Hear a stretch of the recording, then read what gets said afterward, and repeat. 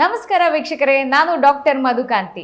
ವೀಕ್ಷಕರೇ, ನಾವು ಇಷ್ಟಪಟ್ಟಿದ್ದನ್ನು, ನಮ್ಮ ಮನಸ್ಸಿಗೆ ಇಷ್ಟ ಆಗಿದ್ದನ್ನು ನಮ್ಮ ವಶದಲ್ಲೇ ಇಟ್ಕೊಳ್ಬೇಕು, ನಾವು ವಶಪಡಿಸ್ಕೊಳ್ಬೇಕು, ಅಥವಾ ಅದು ನಮ್ಮ ಹಿಡಿತದಲ್ಲೇ ಇರಬೇಕು ಅಂತ ಎಲ್ರಿಗೂ ಆಸೆ ಇರುತ್ತೆ. ಎಲ್ಲರೂ ಕೂಡ ಅದನ್ನೇ ಆಶಿಸ್ತಾ ಇರ್ತೀವಿ. ಆದರೆ ಇದು ಸಾಧ್ಯನಾ? ತಾಂತ್ರಿಕ ವಿದ್ಯೆ ಮೂಲಕ ಇದನ್ನು ಸಾಧ್ಯಪಡಿಸ್ಕೊಳ್ಬೋದಾ? ನಮ್ಮ ವಶದಲ್ಲಿ ಇಟ್ಕೊಳ್ಬೋದಾ?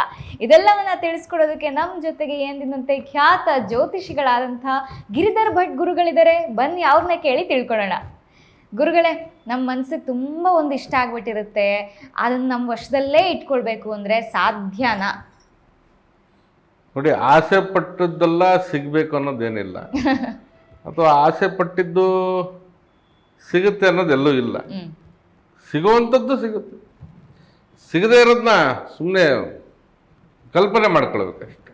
ಕೆಲವೊಂದನ್ನು ಪಡಿತೀನಿ ಅಂತ ಹೇಳ್ಬಿಟ್ಟು ನಾವೇನೋ ಲೆಕ್ಕಾಚಾರದಲ್ಲಿ ಹೋಗ್ಲಿಕ್ಕೆ ಆಗೋದಿಲ್ಲ.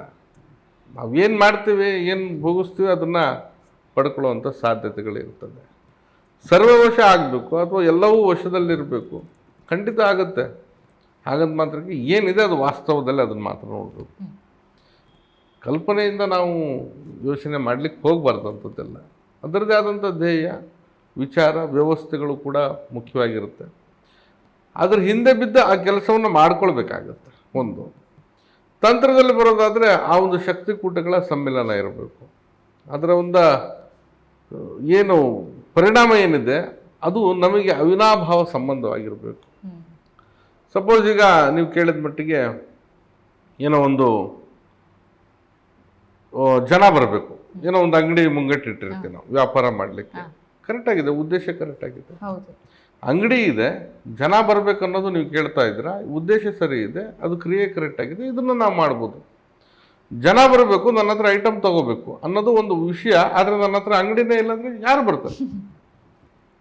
ಅಲ್ಲಿ ಸ್ಥಿತಿ ಮತ್ತು ಕಾರಣ ಈ ಎರಡೂ ಕರೆಕ್ಟ್ ಸರಿಯಾಗಿದ್ದರೆ ಆಟೋಮೆಟಿಕ್ಕಾಗಿ ಅಲ್ಲಿ ನಾವು ಏನು ಅಂದ್ಕೊಂಡಿದ್ದೀವಿ ಆ ಕಾರ್ಯ ನೆರವೇರುತ್ತೆ ಅಂತ ನಾವು ನೋಡ್ಬೋದು. ಅದೇ ರೀತಿಯಾಗಿ ಪ್ರೀತಿ ಪ್ರೇಮ ಅಂತ ಹೇಳ್ಬಿಟ್ಟು ಇಷ್ಟಪಟ್ಟಿದ್ದೆಲ್ಲ ಪಡ್ಕೊಳ್ಳಿಕ್ಕಾಗಲ್ಲ.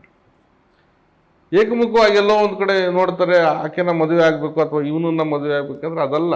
ಅದು ಏನಾರು ಒಂದು ಬಾಂಧವ್ಯ ಇರಬೇಕು ಅಥವಾ ಅಂಥ ಸಲುಗೆ ಇರಬೇಕು. ಅದು ಎಲ್ಲ ಒಂದು ಕಡೆ ಮದುವೆನೋ ಮತ್ತೊಂದು ವಿಚಾರದಲ್ಲಿ ಅದು ಮುಂದುವರ್ಲಿಕ್ಕೆ ಸಾಧ್ಯ ಆಗುತ್ತೆ. ಸುಮ್ಮನೆ ಕಲ್ಪನೆಯಲ್ಲೇ ಯಾವುದೋ ನೋಡ್ಬಿಟ್ಟು ಈ ಮದುವೆ ಆಗ್ತೀನಿ ಅಂದರೆ ಆಗೋದಿಲ್ವಲ್ಲ. ಅದು ಅಲ್ಲೊಂದು ಬಾಂಧವ್ಯ ಇರಬೇಕು, ಅವಕಾಶ ಇರಬೇಕು, ಮತ್ತು ಅಲ್ಲೊಂದು ಕಾರಣ ಇರಬೇಕು. ಆಗಲೇ ಮಾತ್ರ ಅದನ್ನು ನಾವು ವಶಸಿದ್ಧಿಯಲ್ಲಿ ನೋಡ್ಬೋದು. ಕೆಲಸದಲ್ಲೂ ಅಷ್ಟೇ, ಕಾರ್ಯಗಳಲ್ಲೂ ಅಷ್ಟೇ. ಮನುಷ್ಯನಿಗೆ ಏನಂತಂದರೆ ಎಲ್ಲದರಲ್ಲೂ ನಾನು ಗೆಲ್ಲಬೇಕು, ಮುಂದಕ್ಕೆ ಹೋಗಬೇಕು, ನಾನು ಹೇಳ್ದಂಗೆ ಕೇಳಬೇಕು, ನೀವು ಹೇಳಿದ್ರಲ್ಲ ನನ್ನ ಹಿಡಿತದಲ್ಲಿ ಇರಬೇಕು ಅನ್ನೋದು ಸಹಜವಾಗಿರುತ್ತೆ. ಒಂದು ಸಂಬಂಧ, ಒಂದು ಬಳಗ, ಒಂದು ಜನ ಇರ್ತಾರೆ, ನಾನು ಹೆಡ್, ನನ್ನ ಮಾತು ಕೇಳಬೇಕು, ಎಲ್ಲರೂ ನನ್ನ ಮರ್ಯಾದೆ ಕೊಡಬೇಕು.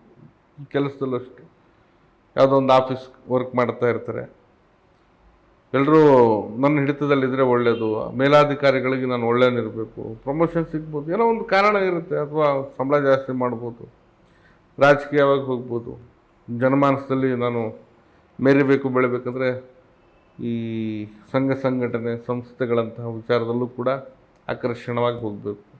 ಇವೆಲ್ಲ ನೋಡಿ, ವಶತತ್ವದಲ್ಲಿ ಏನಾಗುತ್ತೆ, 4 ಜನಕ್ಕೆ ನಾವು ಕಾಣಬೇಕಂತಂದರೆ ಆ ಒಂದು ಸ್ಥಿತಿಯಲ್ಲಿ ನಿರ್ಮಾಣ ಆಗಿರುತ್ತೆ. ಒಂದು ಅದು ರಾಜಕೀಯ ಇರ್ಬೋದು, ಸಂಘ ಸಂಸ್ಥೆ ಒಡನಾಟ ಇರ್ಬೋದು, ಅಥವಾ ಅವನ ಜೀವನ ಇರ್ಬೋದು. ಆ ವಶದಲ್ಲಿ ಇರೋವಂಥ ವ್ಯವಸ್ಥೆ ಮಾಡ್ಕೊಳ್ಬೇಕಂತಂದ್ರೆ ಅದರದೇ ಆದಂಥ ತಂತ್ರಗಳನ್ನು ನಾವು ಪ್ರಯೋಗದ ಮೂಲಕ ಸಾಬೀತು ಮಾಡ್ಬೋದಾಗಿದೆ.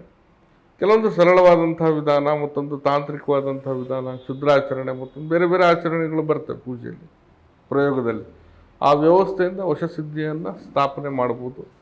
ಹಾಗೆ ನಮ್ಮ ಮನದ ಕೋರಿಕೆಯನ್ನು ಕೂಡ ನಾವು ಸುಲಭವಾಗಿ ಈಡೇರಿಸ್ಕೊಳ್ಬೋದಂಥ ಒಂದು ವ್ಯವಸ್ಥೆಗಳು ನಾವು ಕಾಣ್ಬೋದಾಗಿದೆ. ಓಕೆ ಗುರುಗಳು, ಇವಾಗ ನೀವು ಹೇಳಿದಾಗೆ ತುಂಬ ನಮ್ಗೆ ಬೇಡದೇ ಇರೋದು ಅಥವಾ ನಮ್ಮ ಹಿಡಿತದಲ್ಲಿ ಇಲ್ಲದೆ ಇರೋದು, ನಮ್ಮ ಅಥವಾ ಕಲ್ಪನೆಯಲ್ಲಿರುವಂಥದ್ದು ವಶಪಡಿಸ್ಕೊಳ್ಳೋದು ಆಗದೆ ಇರ್ಬೋದು ಗುರುಗಳೇ. ಆದರೆ ನಮ್ಮ ಮುಂದೆನೇ ಇರುತ್ತೆ, ನಮ್ಮ ಕಣ್ಮುಂದೆನೇ ಇರುತ್ತೆ, ನಾವು ತುಂಬ ಇಷ್ಟಪಟ್ಟಿರ್ತೀವಿ ಅಥವಾ ನ್ಯಾಯಯುತವಾಗಿ ನಮ್ಗೆ ಅದು ಸೇರಬೇಕಾಗುತ್ತೆ. ಆ ರೀತಿಯಾಗಿ ವಶಪಡಿಸ್ಕೊಳ್ಬೇಕು ಅಂತಂದರೆ ಯಾವ್ದಾದ್ರು ಸರಳವಾದ ಮಾರ್ಗಗಳು ತಾಂತ್ರಿಕ ವಿದ್ಯೆಯಲ್ಲಿ ನಮಗೆ ಸಿಗುತ್ತಾ ಗುರುಗಳೇ? ಹಾಂ, ಖಂಡಿತ. ನೋಡಿ, ನ್ಯಾಯಯುತವಾಗಿ ವಶ ಆಗಬೇಕು. ಹೌದು, ಈಗ ಆಸ್ತಿ ಇರುತ್ತೆ, ಪಿತರಾರ್ಜಿತವಾಗಿ ನ್ಯಾಯಯುತವಾಗಿ ಬರಬೇಕು. ಅಥವಾ ನಂದೇನೋ ಮನೆ ಇದೆ, ನ್ಯಾಯಯುತವಾಗಿ ಬರಬೇಕು. ಅದು ಯಾರೋ ಒಂದು ಹಣ ಬರಬೇಕಾಗಿರುತ್ತೆ, ಬರಬೇಕು. ಇದೆ ಅಥವಾ ಮದುವೆ ಆಗಿದ್ದಾರೆ ಗಂಡ ಹೆಂಡತಿ ದೂರ ದೂರ ನ್ಯಾಯಯುತ ಒಂದಾಗಬೇಕು. ಹೌದು. ಒಂದು ನ್ಯಾಯದ ಒಂದು ವಿಮರ್ಶೆ ನೋಡ್ಬೇಕಾಗತ್ತಲ್ಲ, ಯೋಚನೆ ಮಾಡ್ಬೇಕಲ್ಲ. ಯಾವುದನ್ನೋ ವಸ್ತುನ ಯಾರ್ದೋ ವಸ್ತುನ ನಾನು ನಂದು ಅಂತ ಹೇಳ್ಬಿಟ್ಟು ಪಡ್ಕೊಳ್ಳಿಕ್ಕೆ ಹೋಗ್ಲಿಕ್ಕೆ ಸಾಧ್ಯ ಇಲ್ಲ. ಅಂತ ದುಷ್ಕೃತ್ಯನೂ ಮಾಡಬಾರ್ದು. ನ್ಯಾಯದ ಮುಖಾಂತರ ಹೋದರೆ ಖಂಡಿತವಾಗಿ ಅಲ್ಲಿ ನ್ಯಾಯಕ್ಕೆ ಜಯ ಅಂತ ಹೇಳ್ತೀವಿ. ಹಂಗೆ ವಶ ಸ್ಥಿತಿಯಲ್ಲಿ ವಶ ಸ್ಥಾಪನೆಯಲ್ಲಿ ಮಾಡ್ಬೋದು. ಸರಳವಾಗಿರ್ತಕ್ಕಂಥ ವಿಧಾನ ನಾನು ಈಗ ತಿಳಿಸುವಂಥ ಒಂದು ಪ್ರಯತ್ನ ಏನಂತಂದರೆ ಭಾಳ ಸುಲಭವಾಗಿದೆ ಇದು ವಿಧಾನ. ನೋಡಿ, ಮುದ್ದಾದ ಪಕ್ಷಿ ಅಂತ ಹೇಳಿದ್ವಿ. ಯಾವುದು ಮುದ್ದಾದ ಪಕ್ಷಿ? ಬಹಳ ಚಂದನಾಗಿ ನೋಡ್ಲಿಕ್ಕೆ ಸುಂದರವಾಗಿರುತ್ತೆ ಗಿಣಿ. ಹಾಗಂತ ಗಿಣಿ ಬೇಡ ನಮಗಿಲ್ಲಿ. ಗಿಣಿಯ ಚಿತ್ರಪಟ ಅಂದರೆ ನಮ್ಮ ಕೈಯಿಂದ ನಮಗೆ ಗಿಣಿ ಥರ ಕಾಣಿಸಿದ್ರೆ ಸಾಕೋದು ಬರೆದಿರೋದು. ಕೆಲವೊಬ್ಬರು ಡ್ರಾಯಿಂಗಲ್ಲಿ ಚೆನ್ನಾಗಿರ್ತಾರೆ, ಕೆಲವೊಬ್ಬರು ನಮಗೆ ಸ್ವಲ್ಪ ವೀಕ್ ಇರ್ತಾರೆ, ಅದು ಬೇರೆ ವಿಷಯ. ಅದು ನಮ್ಮ ಕಣ್ಣಿಗೆ ಗಿಣಿ ಥರ ಇದ್ದರೆ ಸಾಕು. ಅದಕ್ಕೊಂದು ಕಲರ್ ಹಾಕಿ ಹಸಿರು ಗಿಸಿರು ಅಥವಾ ಪೇಂಟಿಂಗ್ ಮಾಡಿ ಗಿಣಿ ಚಿತ್ರ ಮಾಡಿ ಸಾಕು. ನಾವೇ ಬರಿಬೇಕು, ನಮ್ಮ ಕೈಯಿಂದ ಬರಿಬೇಕು. ಒಂದು ಬಿಳಿ ಕಾಗದದಲ್ಲಿ ಬರೀರಿ. ಇದರ ಜೊತೆಗೆ ಏನು ಮಾಡ್ಬೇಕಂತಂದರೆ, ಈ ಬೆಳಗಿನ ಜಾವ ಆ ಗಿಣಿ ಚಿತ್ರ ಬರೆದಿಟ್ಕೊಳ್ಳಿ. ರಾತ್ರಿ ಹೋಗೋ ದಾರಿಯಲ್ಲಿ ಬೆಳಗಿನ ಜಾವನೇ ಹೋಗಿ ಒಂದು 4-5 ಗಂಟೆ ಸುಮಾರಿಗೆ ಈ ಪಕ್ಷಿಗಳು ಇರುವಂತಹ ಜಾಗದಲ್ಲಿ ಏನಾದರೂ ಒಂದು ಪಕ್ಷಿ ತಿನ್ನೋ ಆಹಾರವನ್ನು ಹಾಕಿ, ಕಾಳೋ ಹಣ್ಣು ಏನಾದರೂ ಒಂದು ಹಾಕಿ. ಜೊತೆಗೆ ಗಿಣಿ ಜಾಸ್ತಿ ವಾಸ ಮಾಡ್ತಕ್ಕಂಥದ್ದು ಸ್ವಲ್ಪ ಒಣಗೋಗಿರ್ತಕ್ಕಂಥ ಮರ. ಈ ಒಣಗೋಗಿರೋ ಮರ ಅಥವಾ ಸ್ವಲ್ಪ ಬೇರೆ ಬೇರೆ ಥರ ಇರುತ್ತೆ. ಜಾಸ್ತಿ ಹಸಿರು ಪ್ರದೇಶದಲ್ಲಿ ಇರೋದಿಲ್ಲ. ಅದು ಸಾಮಾನ್ಯವಾಗಿರುತ್ತೆ. ಮಕ್ಕಳು ಮಾಡುವಾಗ ಅದು ಪೊಟ್ಟರೆಯಲ್ಲಿ ಇಂಥ ಒಂದು ಜಾಗದಲ್ಲಿ ಒಣಗೋಗಿರೋ ಪ್ರದೇಶದಲ್ಲೇ ಇರುತ್ತೆ ಮರಗಳು. ಅಂತಹ ಒಣಗೋಗಿರೋ ಗಿಡವನ್ನು ನೋಡಬೇಕು. ಗಿಣಿ ಇರಬೇಕನ್ನೋದೇನಿಲ್ಲ, ಇಲ್ದಿದ್ರೂ ನಡೆಯುತ್ತೆ. ಆ ಜಾಗದಲ್ಲಿ ಆ ಚಿತ್ರಪಟನ ಇಟ್ಟು ಒಂದು ಸ್ವಲ್ಪ ಈ ಕಲ್ಲು ಸಕ್ಕರೆ ಇರ್ತದಲ್ಲ, ಅದೇ ಜಾಗದಲ್ಲಿ ಇಟ್ಬಿಟ್ಟು ನೀವು ಅದರ ಮಣ್ಣನ್ನು ತಗೊಟ್ಕೊಂಡು ಬನ್ನಿ. ಆ ಗಿಡದ ಬುಡದ ಹತ್ರ ಇರುತ್ತಲ್ಲ ಮಣ್ಣನ್ನು ಸ್ವಲ್ಪ ತೊಗೊಂಡು ಅದು ನಿಮ್ಮ ಹತ್ರ ಇಟ್ಕೊಳ್ಳಿ, ಅಥವಾ ನಿಮ್ಮ ಜಾಗದಲ್ಲಿ ಇಟ್ಕೊಳ್ಳಿ. ನಿಮ್ಮ ಪರ್ಸಲ್ ಆದರೆ ಇಟ್ಕೊಳ್ಳಿ, ಸ್ವಲ್ಪ ಕವರಲ್ಲಿ ಇಟ್ಕೊಂಡು. ಅಥವಾ ನೀವು ಕೆಲಸ ಮಾಡೋ ಸ್ಥಳದಲ್ಲಿ ಏನಾದ್ರು ತೊಂದರೆ ವಶ ಆಗಬೇಕು ಅಥವಾ ಅಲ್ಲೆಲ್ಲ ನಿಮಗೆ ರೆಸ್ಪೆಕ್ಟ್ ಮರ್ಯಾದೆ ಜಾಸ್ತಿ ಆಗಬೇಕಂದ್ರೆ ಅಲ್ಲೂ ಕೂಡ ಇಡ್ಬೋದು. ಮನೇಲಿ ಎಲ್ಲರೂ ಮಾತು ಕೇಳಬೇಕಂದ್ರೆ ಅಲ್ಲೇ ಇಡಿ. ದಾಂಪತ್ಯದಲ್ಲಿ ಏನೋ ಸಮಸ್ಯೆ ಇದ್ದರೆ ನೀವು ಈ ದಾಂಪತ್ಯ ಬೆಡ್ರೂಮಲ್ಲಿ ಇಡ್ಬೋದು, ತೊಂದರೆ ಇಲ್ಲ. ಅಥವಾ ಯಾವುದೋ ಒಂದು ನಿಮಗೆ ಒಳ್ಳೆ ಕಾರ್ಯಕ್ಕೆ ಹೋಗ್ಬೇಕಂತಂದ್ರೆ ನಿಮ್ಮ ಪರ್ಸು ಪ್ಯಾಕೆಟಲ್ಲಿ ಇಟ್ಕೊಂಡು ಹೋಗ್ಬೋದು ಈ ಮಣ್ಣನ್ನು. ಹೀಗೆ ಮಾಡೋದ್ರಿಂದ ಖಂಡಿತವಾಗಿ ಇದು ಕೇಳಲಿಕ್ಕೆ ನಿಮ್ಗೊಂದು ರೀತಿ ಆಗ್ಬೋದು. ಇದು ಹೀಗೆಲ್ಲ ಮಾಡಿದ್ರೆ ವಶ ಆಗುತ್ತಾ ಅಂತ. ಈ ಸಿದ್ಧಿ ಬಹಳ ವಿಶೇಷವಾಗಿದೆ, ಹಿಂದಿನ ಕಾಲದಿಂದನೂ ಇದೆ. ಅವಾಗ ಪೇಂಟಿಂಗಲ್ಲಿ ಗಿಣಿ ಮಾಡ್ತಾಯಿದ್ರು ಅನ್ನೋದಲ್ಲ, ಬರಿತಾಯಿದ್ರು. ಪುಷ್ಪಪತ್ರೆಯಲ್ಲೋ ಇದರಲ್ಲಾದರೂ ಒಂದು ಗಿಣಿನ ಚಿತ್ರ ಬರೆದ್ಬಿಟ್ಟು ಹೋಗಿ ಮರದ ಹತ್ರ ಇಟ್ಟು ಪೂಜೆ ಗೀಜೆ ಮಾಡಿ ಅಲ್ಲಿಂದ ಮಣ್ಣು ತೊಗೊಂಬಂದು ಅವ್ರು ತಿಲಕವಾಗೋ ಅಥವಾ ಬೇರೆ ಬೇರೆ ರೂಪದಲ್ಲಿ ಅದನ್ನು ಧರಿಸ್ಕೊಡ್ತಾಯಿದ್ರು, ಧಾರಣೆ ಮಾಡ್ತಿದ್ವಿ. ಆಧುನಿಕವಾಗಿ ಏನೋ ಒಂದು ಮಾಡ್ಬೋದು. ಇದನ್ನು ನೀವು ಪ್ರಯತ್ನ ಮಾಡೋದ್ರಿಂದ ಈ ಪಕ್ಷಿ ಏನಂತಂದರೆ ಬಹಳ ವಿಶೇಷವಾಗಿರ್ತಕ್ಕಂಥದ್ದು. ಅದರ ಒಂದು ಗಿಣಿಯಲ್ಲೇ ಆ ಪಕ್ಷಿಯ ಮುಖದಲ್ಲೇ ನಿಮಗೆ ಪ್ರೀತಿ ಅನುರಾಗ ಅನ್ನೋದು ನೋಡ್ಬೋದು. ಬೇರೆ ಪಕ್ಷಿಯಲ್ಲಿ ಕಾಣಲ್ಲ. ನವಿಲಿನಲ್ಲಿ ನಿಮ್ಗೆ ಸೌಂದರ್ಯ ಕಾಣುತ್ತಷ್ಟೇ.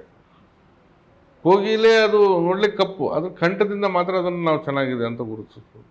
ಹದ್ದು ಒಂದು ಸ್ವಲ್ಪ ಬಲಿಷ್ಠತೆ. ಈ ಗಿಣಿ ನೋಡಿದ್ರೆ ಅದು ಪ್ರೀತಿ, ಆಕರ್ಷಣೆ, ವಶಕ್ಕೆ. ಅದು ನೋಡಿದ್ರೆ ನೋಡ್ಬೇಕಂತ ಅನಿಸುತ್ತೆ, ಯಾರಿಗಾದ್ರೂ ಇರಲಿ. ಅದು ಬಹಳ ಮುದ್ದಾಗಿರುತ್ತೆ ಪಕ್ಷಿ, ಅದು ಬಹಳ ಚೆನ್ನಾಗಿರುತ್ತೆ. ಹಾಗಾಗಿ ಇದನ್ನು ನೀವು ಪ್ರಯತ್ನ ಮಾಡಿ ನೋಡಿ, ಖಂಡಿತ ಅದು ವಶಸಿದ್ಧಿಗೆ ಬಹಳ ಉಪಕಾರ ಆಗಿರ್ತಕ್ಕಂಥ ಪ್ರಯೋಗ ಹಾಗೆ ಆಗುತ್ತೆ, ಮಾಡಿ. ಓಕೆ ಗುರುಗಳೇ, ಇವತ್ತು ನಮ್ಮ ಇಷ್ಟಪಟ್ಟಿರೋಂಥ ವಸ್ತುಗಳನ್ನು ನ್ಯಾಯಯುತವಾಗಿ ಯಾವ ರೀತಿ ಇಷ್ಟಪಡಬೇಕು, ಅದನ್ನು ಯಾವ ರೀತಿ ವಶಪಡಿಸ್ಕೊಳ್ಬೇಕು ಅಂತ ಸರಳ ಮಾರ್ಗಗಳನ್ನು ತಾಂತ್ರಿಕ ವಿದ್ಯೆ ಮೂಲಕ ಯಾವ ರೀತಿ ಪಡ್ಕೊಳ್ಬೋದು ಅನ್ನೋದನ್ನ ತಿಳಿಸ್ಕೊಟ್ರಿ ಗುರುಗಳೇ. ಧನ್ಯವಾದಗಳು. ನಮಸ್ಕಾರ. ವೀಕ್ಷಕರೇ, ನೋಡಿದ್ರಲ್ಲ, ನಾವು ಇಷ್ಟಪಟ್ಟಿದ್ದನ್ನು ಯಾವ ರೀತಿ ವಶಪಡಿಸ್ಕೊಳ್ಬೇಕು ಅನ್ನುವಂಥದ್ದು ಗುರುಗಳು ಸರಳ ಮಾರ್ಗಗಳ ಮುಖಾಂತರ ನಮಗೆ ತಿಳಿಸ್ಕೊಟ್ಟಿದ್ದಾರೆ. ನೀವು ಕೂಡ ಈ ಮಾಹಿತಿ ಇಷ್ಟ ಆಗಿದ್ದಲ್ಲಿ ಫಾಲೋ ಮಾಡಿ, ಅನುಸರಿಸಿ. ನಿಮಗೂ ಕೂಡ ಯಾವ ರೀತಿ ರಿಸಲ್ಟ್ಸ್ ಬಂತು ಅಂತ ಗೊತ್ತಾಗುತ್ತೆ. ಹಾಗೆ ನಿಮಗೆ ಹೆಚ್ಚಿನ ಮಾಹಿತಿ ಬೇಕು ಅಥವಾ ಗುರುಗಳನ್ನ ಭೇಟಿಯಾಗಬೇಕು ಅಂತಿದ್ರೆ ಸ್ಕ್ರೀನ್ ಮೇಲೆ ನಂಬರ್ಸ್ ಡಿಸ್ಪ್ಲೇ ಆಗ್ತಾ ಇದೆ. ಫೋನ್ ಮುಖಾಂತರ ಕೂಡ ನೀವು ಸಂಪರ್ಕ ಮಾಡಿ ನಿಮ್ಮ ಸಮಾಲೋಚನೆಯನ್ನು ನಡೆಸ್ಬೋದು ಅಥವಾ ಗುರುಗಳನ್ನು ನೇರವಾಗಿ ಕೂಡ ನೀವು ಭೇಟಿಯಾಗ್ಬೋದು. ನಮಸ್ಕಾರ.